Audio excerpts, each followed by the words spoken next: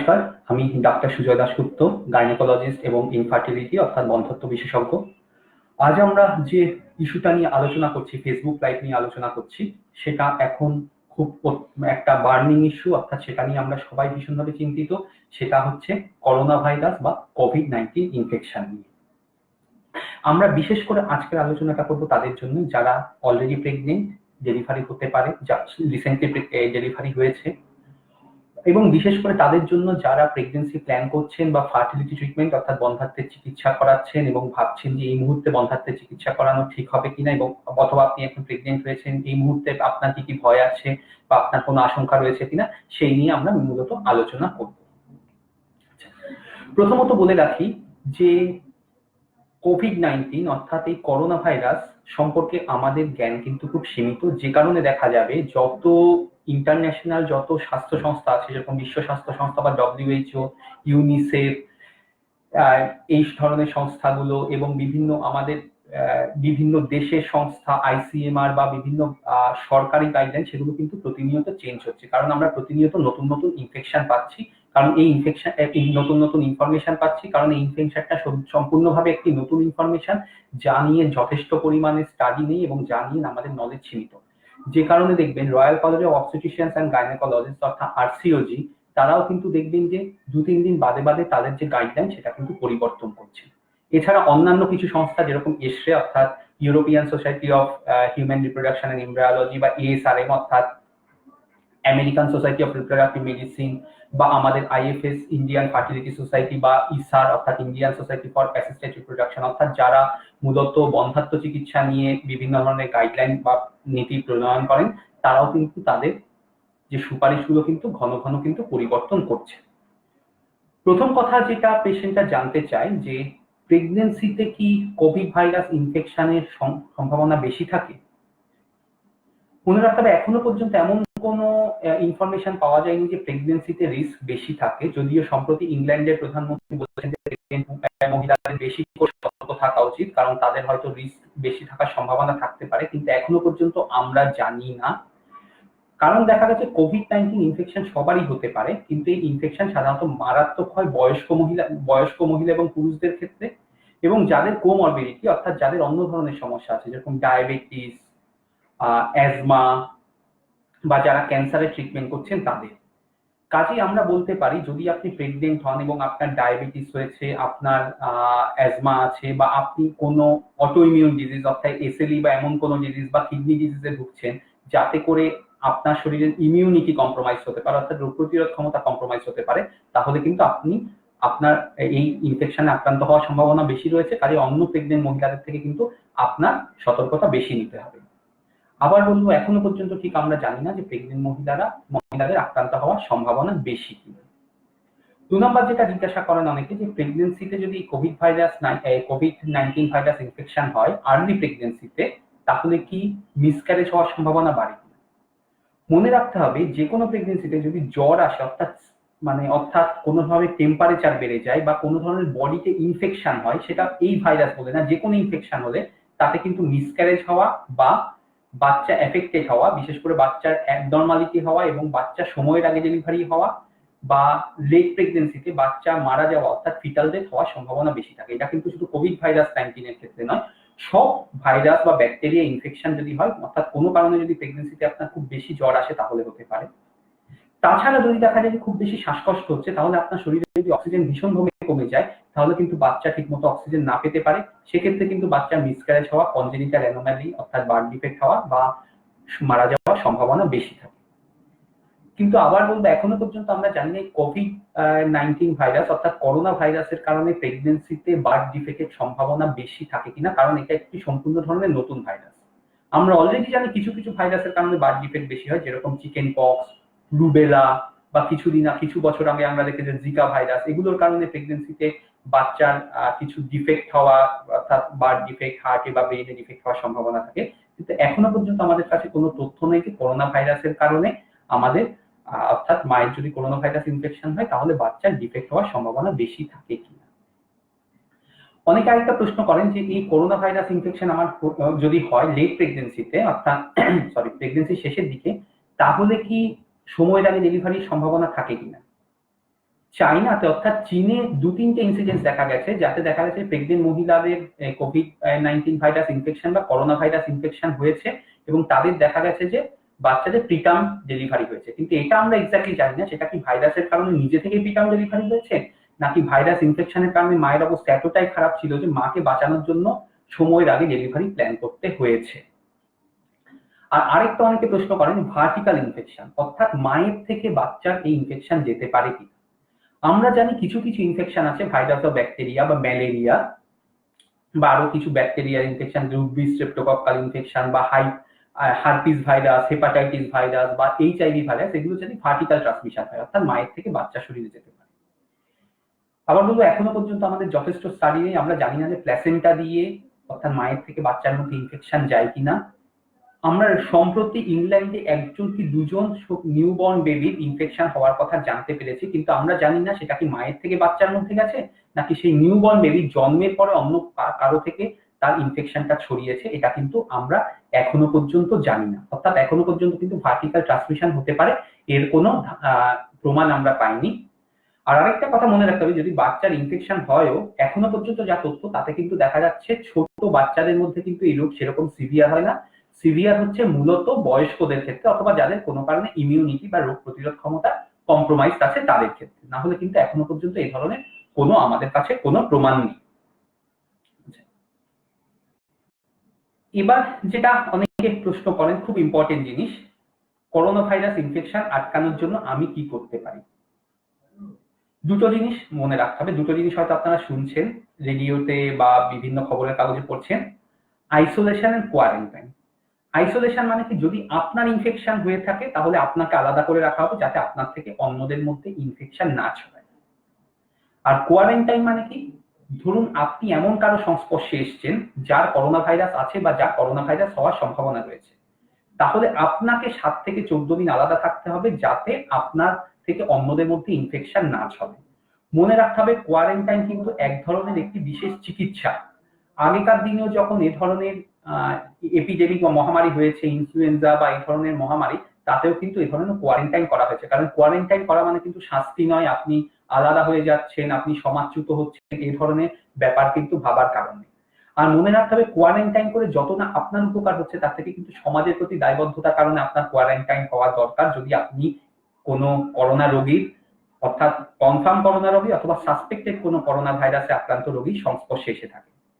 হতে পারে যে আপনার হয়তো করোনা ভাইরাস রোগীর সংস্পর্শে এলেন, আপনার শরীরে ভাইরাস যুক্ত, হয়তো আপনার কিছু হলো না, কিন্তু মনে রাখতে হবে আপনার বাড়িতে বা আপনার আশেপাশে অনেক বয়স্ক মানুষ আছেন, তাদের কিন্তু ইনফেকশন অত্যন্ত মারাত্মক হতে পারে। কাজে তারা কিন্তু হয়তো বিনা দোষেই কিন্তু এই ইনফেকশনটা তাদের মধ্যে হয়ে গেল এবং তাদের কিন্তু এই ইনফেকশনটা প্রাণঘাতী হতে পারে। কাজে আমরা বলবো যতটা সম্ভব ইনফেকশন হওয়ার সম্ভাবনা এড়িয়ে চলুন। কিভাবে এড়িয়ে চলবেন? যদি দেখা যায় সম্প্রতি আপনার কোনো আত্মীয় বা বন্ধু বান্ধব বা কোনো কলিগ বিদেশ থেকে, বিশেষ করে করোনা ভাইরাস আক্রান্ত দেশ যেমন চীন, ইতালি, জার্মানি, ইরান বা মালয়েশিয়া, এই ধরনের কোনো দেশ থেকে এসছেন, তাদের সংস্পর্শ এড়িয়ে চলুন। যতটা সম্ভব লোকজনের সোশ্যাল কন্ট্যাক্ট একটুখানি বয়কট করুন। সোশ্যাল গ্যাদারিং অর্থাৎ বিয়ে বাড়ি, অন্য জন্মদিন বা এই ধরনের অনুষ্ঠান বয়কট করুন। কনফারেন্স বা এই ধরনের মিটিং গুলোতে যতটা সম্ভব যাবেন না। ধর্মীয় অনুষ্ঠান, মন্দির বা বাজার যেখানে অনেক বেশি ভিড় হয় সেসব জায়গাগুলো এড়িয়ে চলুন। আরেকটা জিনিস আমরা বলছি এখন সবাইকে, খুব বেশি দরকার না হলে কিন্তু হসপিটালে বা ডাক্তারের কাছে আসবেন না, খুব যদি এমার্জেন্সি না হয়। কারণ আপনি জানেন না আপনি যে হাসপাতালে এসেছেন, হাসপাতালে অন্য রোগী কে এসছে, তার বাড়ির কোন লোক কোথায় গিয়েছিল, তার কিভাবে করোনা ভাইরাসের সাথে তার কন্ট্যাক্ট হয়েছে সেটা কিন্তু আপনি জানেন না। কাজে যতটা সম্ভব এই ধরনের কন্ট্যাক্ট গুলো অ্যাভয়েড করে চলুন। আর কিছু পার্সোনাল সতর্কতা দরকার। একটা হচ্ছে, যদি আপনার হাঁচি বা কাশি হয় তাহলে সে সময় কাফ এটিকেট মেনটেন করা, অর্থাৎ মুখে হাত দেওয়া বা এরকম ভাবে আপনার আর্ম অর্থাৎ হাত এরকম ভাবে সামনে রাখা যাতে আপনার থেকে ড্রপলেট অর্থাৎ আপনি যখন হাসছেন বা কাশছেন আপনার থেকে যেন সিক্রেশন গুলো অন্যদের মধ্যে না যায়। ভালো করে হাত ধোয়া, যতবার পারবেন বাইরে যাবেন বা বাড়িতে ফিরবেন যতটা সম্ভব সাবান দিয়ে এবং সাবান দিয়ে হাত ভালো করে ধুয়ে নিন বা হ্যান্ড ওয়াশ দিয়ে। হ্যান্ড স্যানিটাইজার কাছে রাখুন, 1 ঘন্টা 2 ঘন্টা বাদে বাদে অন্তত হ্যান্ড স্যানিটাইজার দিয়ে হাত পরিষ্কার করে রাখুন। যদি আপনার বাড়িতে বাইরের কেউ আসে তাকে আগে বলুন যে হ্যান্ড স্যানিটাইজার দিয়ে বা সাবান দিয়ে ভালো করে হাত ধুয়ে তারপরে ঘরে ঢোকার জন্য। ঘরে যেন পরিষ্কার পরিচ্ছন্ন থাকে, আলো বাতাস ঠিক মতো চলাফেরা করে, ব্যক্তিগত হাইজিন বজায় রাখুন, বেশি করে জল খান। আর যদি কোনো ধরনের আপনার মনে হচ্ছে কোনো ধরনের সংক্রমণ হতে পারে, তাহলে ইমিডিয়েটলি ডাক্তারের কাছে যোগাযোগ করুন। আর আবার বলবো, যদি আপনি এমন কোনো রোগীর সংস্পর্শে এসেছেন যার করোনা ভাইরাস হয়েছে, ইনফেকশন হয়েছে, অথবা যার করোনা ভাইরাস ইনফেকশন হওয়ার সম্ভাবনা রয়েছে, এখন হয়তো তার কোনো লক্ষণ নেই, কিন্তু জানলেন যে তিনি বিদেশ থেকে এসেছেন বা তিনি কারো সান্নিধ্যে আছেন যার ইনফেকশন হয়েছে, তাদেরকে এড়িয়ে চলুন যতটা সম্ভব, এবং সম্ভব হলে কথা বলুন যে আপনার কোয়ারেন্টাইন হওয়া দরকার কিনা। খুব সামান্য যদি সন্দেহ থাকে, চিকিৎসকের সাথে কথা বলুন কোয়ারেন্টাইন হওয়ার দরকার কিনা, কারণ এটা আপনার জন্য, আপনার বাচ্চার জন্য শুধু নয়, সমাজের জন্য বিশেষভাবে দরকার। কারণ এখনো পর্যন্ত আমরা ইন্ডিয়া স্টেজ 2 আছে যেখানে ক্লোজ কন্ট্যাক্টের মধ্যে ছড়াচ্ছে। অর্থাৎ আমার যদি ইনফেকশন হয়, আপনি যদি আমার খুব নিকটে থাকেন, তাহলে আপনার মধ্যে ছড়াতে পারে। কিন্তু এই অবস্থায় যদি আমরা আটকাতে না পারি, আমরা স্টেজ 3-তে চলে যাবো, যেটা অত্যন্ত মারাত্মক, যেখানে আমরা জানবো না কার থেকে ইনফেকশন হয়েছে এবং যেখানে কমিউনিটিতে মারাত্মকভাবে ইনফেকশন ছড়িয়ে যেতে পারে, যেটা চীনে বা ইতালিতে হয়েছে। কাজেই আমাদের কিন্তু এই সোশ্যাল কন্ট্যাক্ট যতটা সম্ভব অ্যাভয়েড করতে হবে, এবং মনে রাখতে হবে হ্যান্ডশেক করা, লোকজনের সাথে যতটা সম্ভব শরীর টাচ করা, এগুলো যতটা সম্ভব অ্যাভয়েড করা। চেষ্টা করুন একজন লোকজনের সাথে অন্তত 2 মিটার দূরত্ব বজায় রাখতে, কারণ দেখা গেছে করোনা ভাইরাসের যে ড্রপলেটে করোনা ভাইরাস থাকে সেটা কিন্তু 1 মিটার পর্যন্ত কিন্তু এগোতে পারে। এবার অনেকে জিজ্ঞাসা করেন যে শাকসবজি বা ফলমূল খেলে কি ভালো থাকবে, নাকি আমাদের শাকসবজি ফলমূল খেলে আমাদের ভালো থাকবে, নাকি আমরা নিরামিষ খাবো, মাছ মাংস অ্যাভয়েড করবো কিনা। মনে রাখতে হবে করোনা ভাইরাস কিন্তু এখন মানুষের মধ্যে ছড়িয়েছে, ম্যান টু ম্যান ট্রান্সমিশন হচ্ছে। কাজেই এমন কোনো এভিডেন্স নেই যে আপনি নিরামিষ খেলে আপনার ইনফেকশন কম হবে বা আপনি মাছ মাংস খেলে ইনফেকশন বেশি হবে, কারণ এখনো পর্যন্ত কিন্তু মাছ মাংস থেকে ইনফেকশন হচ্ছে সেরকম ভাবে কিন্তু মানে কোনো এভিডেন্স কিন্তু পাওয়া যায়নি, এবং মাছ মাংস না খেলে, নিরামিষ খেলে ইনফেকশন কম হবে এ ধরনের কোনো প্রমাণ কিন্তু পাওয়া যায়নি। অনেকের মধ্যে একটি ভ্রান্ত ধারণা আছে এখনো পর্যন্ত যে গরমে থাকতে হবে, খুব গরমে থাকতে হবে, অর্থাৎ এসি ফ্যান সবকিছু বন্ধ করে দিতে হবে, খুব গরমে থাকলে বোধহয় আমার ইনফেকশন হবে না। মনে রাখতে হবে সিঙ্গাপুর বা মালয়েশিয়াতে কিন্তু যথেষ্ট গরম থাকে, কাজে সেখানেও কিন্তু ইনফেকশন হচ্ছে। কাজে এখনো পর্যন্ত কোনো প্রমাণ নেই যে গরমে থাকলে আপনি ইনফেকশনের থেকে বাঁচতে পারেন। শুধু বলবো সতর্কতা, যা সতর্কতা বলুন সেগুলো ব্যবহার করুন। এবার সব থেকে ইম্পর্টেন্ট হলো মাস্ক ব্যবহার করবো কিনা। মাস্ক যদি ব্যবহার করতে হয় তাহলে বলতে হবে N95 মাস্ক ব্যবহার করা, যেটা কিন্তু বাজারে এখন অনেক। N95 মাস্ক সবার ব্যবহার করার দরকার নেই, তাদেরই ব্যবহার করার দরকার যদি আপনি কোনো করোনা ভাইরাস আক্রান্ত রোগীর সান্নিধ্যে আসেন, অথবা তার সেবা শুশ্রূষা করেন, অথবা আপনার বাড়িতে কোনো করোনা ভাইরাস আক্রান্ত রোগী আইসোলেশনে বা কোয়ারেন্টাইনে রয়েছে, তাহলে ব্যবহার করুন। ডাক্তার বা স্বাস্থ্যকর্মীদের বলা হয় যারা এই ধরনের রোগীদের পরিচর্যা করছেন তাদের ব্যবহার করতে, না হলে কিন্তু এই মাস্ক সবার ব্যবহার করে খুব একটা লাভ নেই। এবার অনেকে বলেন যে সার্জিক্যাল মাস্ক, অর্থাৎ কমন ধরনের যে মাস্ক আমরা ব্যবহার করি সেটা ব্যবহার করি। মনে রাখতে হবে সার্জিক্যাল মাস্ক যদি আমি ব্যবহার করি, আমার ড্রপলেট অন্যদের মধ্যে যাবে না, কারণ এই সার্জিক্যাল মাস্ক আমরা কমনলি অপারেশনের সময় ব্যবহার করি। অর্থাৎ আমার যদি ইনফেকশন হয় তাহলে অন্যদের মধ্যে যাবে না, না হলে সার্জিক্যাল মাস্ক ব্যবহার করে আপনি কিন্তু কোনো প্রোটেকশন পাবেন না খুব বেশি করে। অর্থাৎ সার্জিক্যাল মাস্ক ব্যবহার করে খুব একটা লাভ হবে না, যদি ব্যবহার করতে হয় N95 মাস্ক ইউজ করুন। কিন্তু যদি আপনার কোনো ধরনের সিমটম হয়, জ্বর, সর্দি, কাশি, মাথা ব্যথা বা এবং পেটের সমস্যা হয়, তাহলে কিন্তু মাস্ক ব্যবহার করুন যাতে আপনার থেকে ড্রপলেট ইনফেকশন অন্যদের মধ্যে না যায়। এবার যেটা প্রশ্ন যে কি করে বুঝবো যে আমার এরকম ইনফেকশন হতে পারে, মনে রাখতে হবে এই সময়টা কিন্তু একটা সিজন চেঞ্জের সময়, যে সময় সর্দি কাশি জ্বর অনেকেরই হয়। বেশিরভাগ ক্ষেত্রে জ্বর মামুলি সর্দি, ইনফ্লুয়েঞ্জা বা সর্দি কাশি বা ফ্লু এর কারণে হতে পারে। অর্থাৎ সর্দি কাশি হয়েছে মানে কিন্তু করোনা ভাইরাস ইনফেকশন নেয়, এবং ইনফ্যাক্ট এটা বলতে পারি যদি সর্দি কাশি হয় বেশিরভাগ ক্ষেত্রে কিন্তু করোনা ভাইরাসের জন্য নয়, হয়তো অন্য কারণে ইনফেকশন হচ্ছে। অর্থাৎ সর্দি কাশি হলেই ভয় পাবেন না, প্যানিক করবেন না, কিন্তু যদি সর্দি কাশি হয় কয়েকটা জিনিস অবশ্যই অবলম্বন করুন। 1 নাম্বার, মাস্ক পরুন বাড়িতেও, যাতে অন্যদের মধ্যে ইনফেকশন না হয়। যতটা সম্ভব কাজে যাওয়া থেকে বিরত থাকুন, বাড়িতে থাকুন। ডাক্তারের সাথে যোগাযোগ করুন, যদি সম্ভব হয় ফোনে পরামর্শ নিন, ডাক্তারের চেম্বারে যাওয়া অ্যাভয়েড করুন যতটা সম্ভব। হ্যাঁ, যদি এমন কোনো সমস্যা হয় যে সমস্যাটা সারছেই না, আপনার শ্বাসকষ্ট হচ্ছে, বুকে ব্যথা হচ্ছে, অর্থাৎ ইনফেকশন প্রচন্ড মারাত্মক পর্যায়ে চলে যায়, তাহলে কিন্তু অবহেলা করবেন না, তাহলে কিন্তু ডাক্তারের সাথে বা হসপিটালে যোগাযোগ করুন। কিন্তু আমরা বলবো এই ধরনের ক্ষেত্রে হসপিটালে যাওয়ার আগে বা ডাক্তারের কাছে যাওয়ার আগে ডাক্তারকে ফোনে কথা বলুন বা হসপিটালের এমার্জেন্সিতে ফোনে কথা বলুন যে আপনি আসছেন, যাতে তারা প্রয়োজনীয় ব্যবস্থা নিতে পারেন, যাতে আপনার থেকে অন্য কারো ইনফেকশন না হয়। আবার বলবো এই ধরনের সমস্যা হওয়া মানেই কিন্তু করোনা ভাইরাস ইনফেকশন নয়, কিন্তু এই ধরনের ইনফেকশন যদি হয়ে থাকে বা এই ধরনের লক্ষণ থেকে থাকে তাহলে আগে এটা ইনশিওর করতে হবে যে এটা করোনা ভাইরাস এর মতো সিরিয়াস কোনো কারণে হয়নি, সেটা দেখতে হবে। আর বিশেষ করে যদি এই ধরনের সিমটম থাকে প্রেগনেন্সিতে তাহলে কিন্তু আপনার ডাক্তারের সাথে কিন্তু কথা বলতে কিন্তু বিলম্ব করবেন না। এবার আমরা খুব কতগুলো কমনলি ফেস যে প্রশ্ন সেগুলো বলবো, সেগুলোর উত্তর বলবো, যেগুলো আমরা খুব ইদানিং আমরা খুব সঙ্গত কারণে আমাদের বিভিন্ন পেশেন্ট আমাদেরকে করছেন। 1 নম্বর প্রশ্ন হচ্ছে, আমি এখন প্রেগনেন্ট, আমি কি করব? আমি কি বাড়িতে থাকবো? আমি কি কাজে যাবো? আমরা বলবো খুব যদি দরকার না হয় বাড়িতে থাকুন, যদি সম্ভব হয় ওয়ার্ক ফ্রম হোম করুন, কাজে যাওয়া বা বাইরে যাওয়া যতটা সম্ভব অ্যাভয়েড করুন। অর্থাৎ আমরা বলি যে নন এসেনশিয়াল কাজকর্ম অ্যাভয়েড করুন। আর একই কথা বলবো, প্রয়োজনীয় ব্যবস্থা নিন, বাড়িতে হাইজিন মেনটেন করুন, ভিড়ভাট্টা এগুলো সব এড়িয়ে চলুন, বাড়িতে যতটা সম্ভব কম লোককে আসতে বলুন, এবং আপনার বাড়িতে বিশেষ করে আপনি যেখানে থাকছেন আপনার সান্নিধ্যে যেন কম লোকজন আসে। কেউ যদি আসে তাদের ভালো করে হাত ধুয়ে তারপর আপনার সাথে কথাবার্তা বলতে বলুন। ইভেন আপনার যদি কোনো নার্স বা কেয়ারিং পার্সন থাকে বা বাড়িতে কাজের লোক থাকে তাদেরও কিন্তু বাড়িতে ঢোকার আগে কিন্তু ভালো করে হাত সাবান দিয়ে ধুয়ে তারপরে কাজকর্ম শুরু করতে বলুন।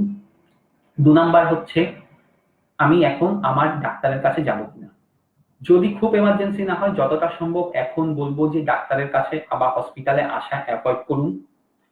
হ্যাঁ, যদি খুব এমার্জেন্সি হয় তাহলে আগে ডাক্তারের সাথে ফোনে কথা বলুন যে এখনই ডাক্তারের কাছে যাওয়া দরকার কিনা, এবং যদি যেতে হয় আগে ডাক্তারকে জানান যে আপনি যাচ্ছেন, যাতে আপনার যদি কোনো ধরনের কোনো লক্ষণ থাকে করোনা ভাইরাসের যাতে তারা সে ধরনের সতর্কতা নিতে পারেন। আর তাছাড়াও আপনার যদি কোনো ইমার্জেন্সিতে যাচ্ছেন যাতে সেই হাসপাতাল ব্যবস্থা নিতে পারে যে অন্যদের থেকে যেন আপনার ইনফেকশন না হয়। কাজে যদি কোনো ইমার্জেন্সি হয় ডাক্তারের সাথে আগে যোগাযোগ করুন, যে বিশেষ করে আপনি যখন যদি এখন প্রেগনেন্ট থাকেন যে এখনই ডাক্তার দেখাতে হবে নাকি 1-2 সপ্তাহ পরে দেখালে হবে। এবার অনেকের থাকে অনেক স্ক্যান থাকে, কারণ প্রেগনেন্সিতে আমরা কিছু স্ক্যান বলি, যেমন 11-13 সপ্তাহে কম্বাইন টেস্ট বলি, 19-20 সপ্তাহে আমরা অ্যানুয়াল স্ক্যান বলি, 28-30 সপ্তাহ থেকে আমরা গ্রোথ স্ক্যান করতে বলি বাচ্চা ঠিক আছে কিনা দেখার জন্য। অনেক সময় স্ক্যান গুলো কিন্তু নির্দিষ্ট টাইমে করতে হয়, তার বেশি দেরি করা যায় না। যদি এ ধরনের স্ক্যান করতে হয় তাহলে যে সেন্টারে স্ক্যান করতে যাচ্ছেন সেখানে আগে কথা বলে জেনে নিন যে এই অবস্থায় আপনি স্ক্যান করতে যেতে পারবেন কিনা, অথবা আপনার ডাক্তারের সাথে কথা বলুন। আর যদি আপনি ভীষণভাবে অসুস্থ থাকেন, অর্থাৎ সর্দি কাশি বা এই ধরনের কোনো সিমটম হয়, তাহলে আমরা যতটা বলবো স্ক্যান করা থেকে এখন বিরত থাকুন এবং সেই সেন্টারের সাথে কথা বলুন, কারণ সেই সেন্টার হয়তো আপনাকে অ্যাপয়েন্টমেন্ট দিয়েছে, অন্য কারো অ্যাপয়েন্টমেন্ট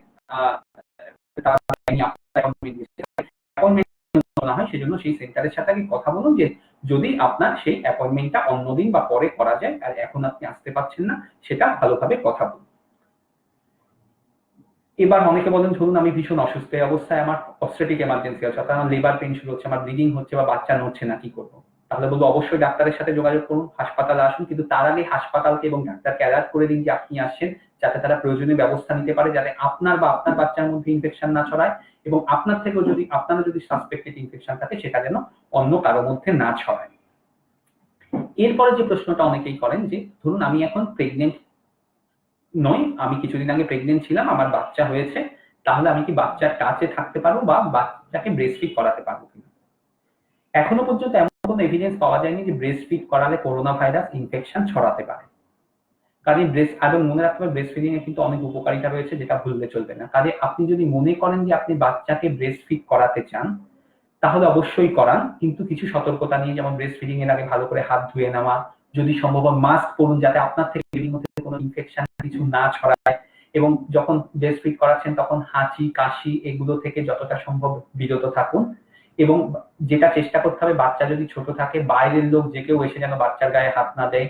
ইভেন আপনারা যদি বাচ্চার গায়ে হাত দেন ভালো করে আগে হাত ধুয়ে তারপরে বাচ্চার গায়ে হাত দেবেন, যাতে বাচ্চার মধ্যে ইনফেকশন না হয়। এবার এই সমস্যাগুলোর থেকে সব থেকে বেশি কমন যে আমরা প্রশ্নগুলো পাচ্ছি যে ফার্টিলিটি ট্রিটমেন্ট, অর্থাৎ আপনাদের কোনো আপনি বন্ধ্যাত্বের শিকার বা আপনি প্রেগনেন্সি প্ল্যান করছেন, কি করবেন। আপনি যদি প্রেগনেন্সি প্ল্যান করে থাকেন আমরা বলবো যতটা সম্ভব এখন কিছুদিন অ্যাভয়েড করুন, কারণ আমরা এখনো পর্যন্ত জানি না যে করোনা ভাইরাস সত্যি প্রেগনেন্সিতে বা আর্লি প্রেগনেন্সিতে হলে বাচ্চার কোনো ক্ষতি করতে পারে কিনা, যদিও এখনো কোনো এভিডেন্স নেই যে বাচ্চার কোনো ক্ষতি হতে পারে, কিন্তু এখনো পর্যন্ত আমরা ঠিক জানি না। এবার হচ্ছে ধরুন আপনার আইভিএফ ট্রিটমেন্ট চলছে, কি করা হবে। যদি আপনি ভাবেন যে আইভিএফ ট্রিটমেন্ট শুরু করবেন, এখন আপনার ইনজেকশন শুরু হয়নি, স্টিমুলেশন শুরু হয়নি, যেটা সাধারণত পিরিয়ডের সেকেন্ড বা থার্ড ডে থেকে শুরু হয়, আমরা বলবো এই মাসে শুরু করবেন না। আমরা সেজন্য সব পেশেন্টদের যারা আমাদের সাথে যোগাযোগ করছেন বা ফোন করছেন বলছেন যে আমরা আইভিএফ ট্রিটমেন্ট শুরু করতে চাইছি, আমরা বলছি দয়া করে এই মাসে করবেন না, পরের মাসে আসুন। হয়তো এটা তাদের কাছে শুনে হতাশ লাগছে, কারণ অনেকেই ভাবছেন যে আমরা এত বছরের পর এত বছর অপেক্ষা করছি, একটা মাস আমাদের কাছে, একটা মাস মানে মনে হচ্ছে আমাদের কাছে এক যুগ, আমরা এতদিন আর অপেক্ষা করতে পারছি না। কিন্তু আমাদের মনে রাখতে হবে সেফটি হচ্ছে সবার আগে। কারণ আপনি এতদিন অপেক্ষা করেছেন বাচ্চার জন্য, কিন্তু আমাদের মনে রাখতে হবে বাচ্চা হলে আপনি যেন সুস্থ থাকেন, বাচ্চা যেন সুস্থ থাকে। আর কোনোভাবে বাচ্চা হয়ে যাওয়াটা কিন্তু সেটা আমাদের উদ্দেশ্য না। আমাদের উদ্দেশ্য হচ্ছে বাচ্চা হলে আপনিও যেন সুস্থ থাকেন, বাচ্চা যেন সুস্থ থাকে। সেই জন্য আমরা কিন্তু এতদিন যখন অপেক্ষা করেছেন আর 1 মাস অপেক্ষা করুন, হয়তো 1 মাসের মধ্যে জিনিসটা অনেকটাই কন্ট্রোলে এসে যেতে পারে। যখন জিনিসটা কন্ট্রোলে আসবে তারপর ট্রিটমেন্ট শুরু করুন, এখন ছট করে ট্রিটমেন্ট শুরু করবেন না। কিন্তু যারা ধরুন অলরেডি ইনজেকশন শুরু করে দিয়েছেন, অর্থাৎ যাদের অলরেডি স্টিমুলেশন চলছে, যারা স্ক্যানের জন্য আসেন, তারা কি করবেন? তাদের ক্ষেত্রে একই কথা বলবো, যদি আপনার সর্দি কাশি বা এই ধরনের সমস্যা থাকে তাহলে অবশ্যই ডাক্তারের কাছে লুকোবেন না, এবং আসার আগে সেই সেন্টারে বা ডাক্তারকে আগে ফোন করে বলুন যে আপনি আসছেন, আপনার এই ধরনের সমস্যা হয়েছে। এক্ষেত্রে যাদের স্টিমুলেশন চলছে তাদের আমরা যেটা করছি পিক আপ করে রাখছি, অর্থাৎ এগ কালেকশন করে রাখছি। কিন্তু আমরা এবং এগ কালেকশন করে আমরা এমব্রায়ো তৈরি করে ফ্রিজ করে রাখছি, কিন্তু আমরা এমব্রায়ো ট্রান্সফার করছি না, কারণ আমরা জানি না যে এমব্রায়ো ট্রান্সফার করলে প্রেগন্যান্সি এলে সে করোনা ভাইরাস এমব্রায়োকে এফেক্ট করতে পারে কিনা। যদিও এখনো পর্যন্ত কোনো সেরকম এভিডেন্স নেই, কিন্তু আমরা সাবধানতাবশত আমরা ট্রান্সফার করছি না। আর আরো একটা কারণে আমরা ট্রান্সফার করছি না, কারণ আমরা চাইছি যে যতটা সম্ভব আপনি যেন বাইরে যাওয়াটা এখন অ্যাভয়েড করতে পারেন, সেটার কারণে আমরা ট্রিটমেন্ট অ্যাভয়েড করছি। 2 নম্বর, যাদের আইইউআই চলছে, যদি কারো আইইউআই চলে থাকে, আমরা তাদেরকে কিন্তু বারবার রিকোয়েস্ট করছি যে যদি আইইউআই এর অলরেডি ট্রিটমেন্ট শুরু না হয়ে থাকে তাহলে আমরা বলছি এই মাসে ট্রিটমেন্ট শুরু করবেন না, পরের মাসে করুন। আর যাদের অলরেডি ট্রিটমেন্ট শুরু হয়ে গেছে, স্টিমুলেশন চলছে, স্ক্যানের জন্য আসছেন, বেশিরভাগ ক্ষেত্রে আমরা তাদেরকে বলছি যে সম্ভব হলে নিজেরা মেলামেশা করে চেষ্টা করুন, কিন্তু এখন আইইউআই করবেন না, কারণ আমরা চাইছি না যে এই সময় প্রেগনেন্সি আসুক। এমনকি আমরা অনেককে বলছি মেলামেশা করাটা সেটাও যতটা সম্ভব অ্যাভয়েড করা এই সময়টাতে, কারণ আমরা চাইছি না যে এই সময় প্রেগনেন্সি এলে বাচ্চার কোনো ক্ষতি হোক। আর যদি ওভুলেশন ইনডাকশন বা এই ধরনের কোনো ট্রিটমেন্ট থাকে তাহলে তো অবশ্যই আমরা বলছি যে এই মাসে করবেন না, দয়া করে পরের মাসে আসুন। আর যেটা মনে রাখতে হবে যে আমি বাইরে যাব বা ডাক্তার দেখাতে যাব, তাহলে অন্যদের থেকে ইনফেকশন হচ্ছে কিভাবে বুঝবো? মনে রাখতে হবে, যদি আপনি চেম্বারে যাচ্ছেন বা হসপিটালে যাচ্ছেন, যদি দেখছেন যে ধরনের কোনো রোগীর সংস্পর্শে আপনি আসছেন যার সর্দি কাশি বা সাসপেক্টেড এরকম ইনফেকশন রয়েছে, ডাক্তারকে ইমিডিয়েটলি জানান এবং সেই রোগীর সাথে থেকে যতটা সম্ভব দূরত্ব বজায় রাখুন। অর্থাৎ আমরা বলতে চাইবো করোনা ভাইরাস নিয়ে আতঙ্কিত হবেন না, কিন্তু সাবধানে থাকুন। অর্থাৎ প্যানিক করার দরকার নেই, যে আননেসেসারি প্যানিক কথার দরজা জানলা সব বন্ধ করে ঘরে বসে থাকতে হবে। আপনার হয়তো কোনো ইমার্জেন্সি হলো যে ব্লিডিং হচ্ছে বা বাচ্চা নড়ছে না বা জল ভেঙে যাচ্ছে, তাহলেও আপনি ডাক্তারের কাছে আসবেন না, সেরকম করবেন না। কিন্তু যতটা সম্ভব আপনি সাবধানতা বজায় রাখুন, কারণ বেশিরভাগ ক্ষেত্রে কিন্তু পার্সোনাল যদি সাবধানতা বজায় রাখতে পারি তাহলে কিন্তু আমরা এটাকে আটকাতে পারি। আর এই ধরনের ক্ষেত্রে একটা বলবো, আমরা তো শুধু প্রেগনেন্ট মহিলা বা যারা ফার্টিলিটি ট্রিটমেন্ট করছেন তাদের কথা বলছি, কিন্তু মনে রাখতে হবে বাড়ির লোকেরা কিন্তু খুব ইম্পর্টেন্ট কাজ রয়েছে, বিশেষ করে হাজবেন্ড বা বাড়ির অন্য লোকজন, আত্মীয় স্বজন, তাদেরকে বলবো যতটা সম্ভব লোকজনের বাড়ি যাওয়া অ্যাভয়েড করুন। ওয়ার্ক ফ্রম হোম যদি সম্ভব হয় তাহলে করুন। নন এসেন্সিয়াল জিনিস কাজ কাজ যতটা সম্ভব আপনারা অ্যাভয়েড করুন। সোশ্যাল গ্যাদারিং বা রিলিজিয়াস হ্যান্ড হাইজিন মেনটেন করুন, কাফ এটিকেট মেনটেন করুন, এবং যদি মনে হয় যে কোনো কনফার্মড সাসপেক্টেড করোনা রোগী, আক্রান্ত রোগীর সংস্পর্শে এসেছেন, তাহলে আপনি চেষ্টা করবেন যে আপনি নিজে কোয়ারেন্টাইনে থাকতে, যাতে আপনার স্ত্রী বা যে মহিলা গর্ভবতী তার মধ্যে যেন ইনফেকশন না ছড়ায়। কারণ এই কটা দিন আমাদের কিন্তু সাবধানতা দরকার। এবং আমরা এটাও বলবো যতটা সম্ভব এখন কিন্তু হসপিটালে বা আমাদের কাছে আসা সেটাও কিন্তু যতটা সম্ভব এখন অ্যাভয়েড করুন, খুব যদি এমার্জেন্সি না থাকে। ভিডিওটি ভালো লাগলে লাইক করবেন, ধন্যবাদ। আর যদি কোনো প্রশ্ন থাকে আমাদের ইনবক্সে মেসেজ করতে পারেন। ধন্যবাদ।